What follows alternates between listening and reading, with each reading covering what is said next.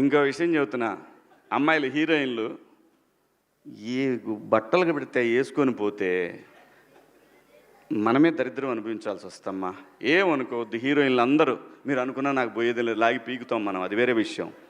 కానీ మీ అందం చీరలోనో, మీ అందం నిండుగా కప్పుకునే బట్టల్లోనే ఉంటుంది తప్పితే సామాను కనపడే దాంట్లో ఏముండదమ్మా.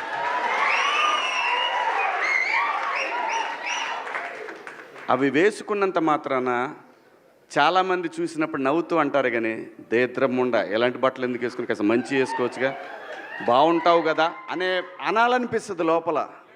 అనలేము. అంటే మళ్ళీ స్త్రీ స్వాతంత్రం లేదా స్వేచ్ఛ లేదు. స్త్రీ అంటే ప్రకృతి, ఎంత అందంగా ఉంటే అంత గౌరవం పెరిగిద్ది. ఈ ప్రకృతి అద్భుతంగా ఉంటుంది. అలాగే స్త్రీ మా అమ్మ చక్కగా ఎప్పటికీ గుండెల్లో కనపడతా ఉంటుంది, ఒక సావిత్రమ్మ కానీ ఒక సౌందర్య కానీ. అలాగే ఈ జనరేషన్లో ఇంకా చాలామంది, రష్మిక, చాలామంది అమ్మాయిలు ఉన్నారు. వీళ్ళందరూ ఇంపాక్ట్ క్రియేట్ చేశారు కాబట్టి అమ్మటే చెప్పగలుగుతున్నాం.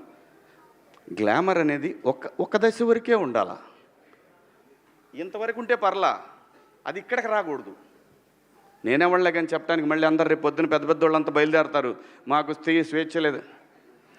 స్వేచ్ఛ అనేది అదృష్టం. ఆ స్వేచ్ఛని కోల్పోవద్దు. మన గౌరవం ఎప్పుడు పెరుగుద్దంటే మన వేష భాషల నుంచే మన గౌరవం పెరిగిద్ది. అందులో ప్రపంచ వేదికల మీదైనా సరే చీర కట్టుకున్న వాళ్ళకే విశ్వసుందర కిరీటాలు వచ్చినాయి. Thank you so much.